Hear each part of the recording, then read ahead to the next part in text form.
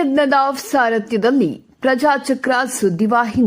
ಚಿಕ್ಕಪುಟ್ಟ ಮಾತಿನ ಗಲಾಟೆ ಹೊರತುಪಡಿಸಿ ಬಾಗಲಕೋಟೆ ಲೋಕಸಭೆಯಾದ್ಯಂತ ಶಾಂತಿ ಮತ್ತು ಸುವ್ಯವಸ್ಥೆಯಿಂದ ಜರುಗಿದ ಲೋಕಸಭಾ ಚುನಾವಣೆ ಮುಂಜಾನೆ ನಿಗದಿತ ಅವಧಿಯಲ್ಲಿ ಪ್ರಾರಂಭ. ಮಧ್ಯಾಹ್ನ ಉರಿ ಬಿಸಿಲು ಲೆಕ್ಕಿಸದೆ ಮತದಾನ ಮಾಡಿದ ಮತದಾರರು ರಾಜ್ಯ ಬಿಜೆಪಿ ಉಪಾಧ್ಯಕ್ಷ ಮಾಜಿ ಸಚಿವ ಮುರುಗೇಶ್ ನಿರಾಣಿ ಸ್ವಗ್ರಾಮ ಹಂಚಿನಾಳದಲ್ಲಿ ಕುಟುಂಬದೊಂದಿಗೆ ಸಾಲು ಸರದಿಯಲ್ಲಿ ನಿಂತು ಮತ ಚಲಾಯಿಸಿದ್ದಾರೆ.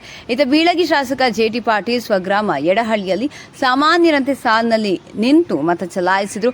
ಆದರೆ ಬೀಳಗಿ ತಾಲೂಕಿನ ನಾಗರಾಳದಲ್ಲಿ ಮತದಾರರ ಪಟ್ಟಿಯಲ್ಲಿ ಸತ್ತವರ ಹೆಸರಿದೆ, ಆದರೆ ಜೀವಂತ ಇದ್ದವರ ಹೆಸರು ಮತದಾರರ ಪಟ್ಟಿಯಿಂದ ಡಿಲೀಟ್. 34 ಜನ ಮತದಾರರು ಮತದಾನದಿಂದ ವಂಚಿತರಾದರು. ಇವು ಬೀಳಗಿ ತಾಲೂಕಿನಾದ್ಯಂತ ಮಧ್ಯಾಹ್ನದವರೆಗೆ ಕಂಡುಬಂದ ಲೋಕಸಭೆ ಚುನಾವಣೆಯ ದೃಶ್ಯಗಳು. ಹೌದು, ಚಿಕ್ಕಪುಟ್ಟ ಮಾತಿನ ಸಮರ ಹೊರತುಪಡಿಸಿ ಬಾಗಲಕೋಟೆ ಜಿಲ್ಲೆಯಾದ್ಯಂತ ಲೋಕಸಭೆ ಚುನಾವಣೆಗಳು ಶಾಂತಿ ಮತ್ತು ಸುವ್ಯವಸ್ಥೆಯಿಂದ ನಡೆದಿದ್ದವೆ. ಮುಂಜಾನೆ ನಿಗದಿತ ಅವಧಿಯಲ್ಲಿ ಪ್ರಾರಂಭಗೊಂಡ ಲೋಕಸಭೆ ಚುನಾವಣೆ ಮಧ್ಯಾಹ್ನ ರಂಗೇರಿ ಸೂರ್ಯನ ಉರಿ ಬಿಸಿಲು ಲೆಕ್ಕಿಸದೆ ಮತದಾರರು ಮತದಾನ ಮಾಡಿದ್ದು ಕಂಡುಬಂದಿತು. ಆದರೆ ವಿಧಾನಸಭೆ ಚುನಾವಣೆಯಷ್ಟು ರಂಗು ಕಾಣಲಿಲ್ಲ.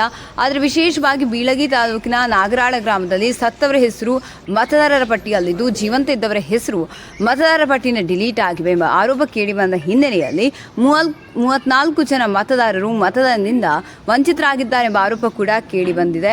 ಕೆಲ ಯುವಕರು ಹೊಸದಾಗಿ ಮತದಾನ ಮಾಡಿ ಖುಷಿಪಟ್ಟರು.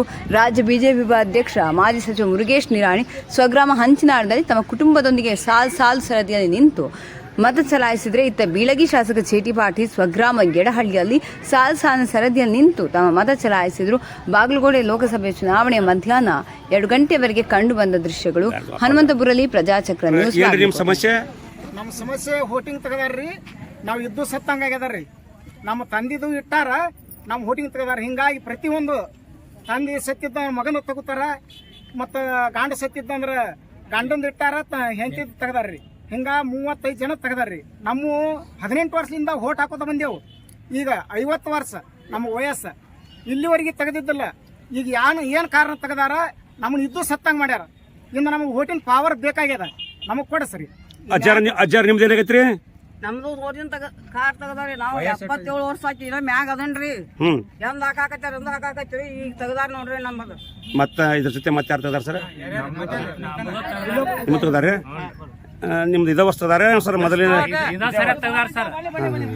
ಒಟ್ಟು ಟೋಟಲ್ ನಗರದಾಗ ಒಟ್ಟು ಟೋಟಲ್ ಸರ್ ಎಷ್ಟು ತೆಗದಾರ? ಒಟ್ಟು 35.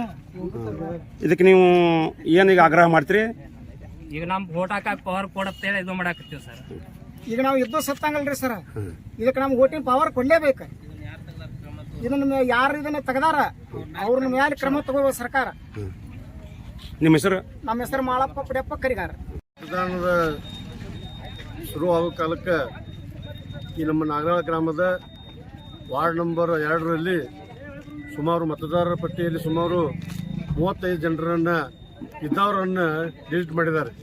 ಸತ್ತವರನ್ನು ಮತದಾರ ಯಾದಿ ಇಟ್ಟಿದ್ದಾರೆ, ಇದ್ದವರನ್ನು ಮತದಾರ ಯಾದಿಯಿಂದ ತೆಗೆದು ಹಾಕಿದ್ದಾರೆ. ಇದು ಎಂಥ ಕಾನೂನು ವ್ಯವಸ್ಥೆ ಅಂತ ನಾನು ಅಂತೀನಿ. ಸರಿಯಾಗಿ ಗ್ರಾಮದೊಳಗೆ ಬಂದು ಚುನಾವಣೆ ಅಧಿಕಾರಿಗಳಿರ್ತಕ್ಕಂಥವ್ರು ಬಂದು ಪರಿಶೀಲನೆ ಮಾಡಬೇಕು. ಸತ್ತವ್ರನ್ನ ತೆಗಿಯಲಿಕ್ಕೆ ನಮ್ಮ ತಕರಾರಿಲ್ಲ. ಇದ್ದವ್ರನ್ನ ಇಟ್ಟು ಇಂಥ ಒಂದು ಏನು ಜವಾಬ್ದಾರಿ ಬೇಜವಾಬ್ದಾರಿದ ಕೆಲಸ ಮಾಡಿದ್ದಾರೆ ಅಂಥ ಅಧಿಕಾರಿಗಳ ಮೇಲೆ ಕ್ರಮ ತೆಗೆದುಬೇಕಂತ ನಾನು ಈ ಸಂದರ್ಭದಲ್ಲಿ ಹೇಳ್ತೀನಿ. ಮತ್ತು ಈ ಮುಂದಿನ ದಿನಮಾನವೂ ಸಹ ಇಂಥ ಒಂದು ಪರಿವರ್ತನೆ ಆಗಬಾರ್ದು. ಯಾಕಂತಂದ್ರೆ ಅವರ ಮತದಾನ ಹಕ್ಕು ಕಸ್ಕೊಂಡ್ರೆ ಅವ್ರು ಹುಟ್ಟಿದ್ದು ಏನು ಪ್ರಯೋಜನ?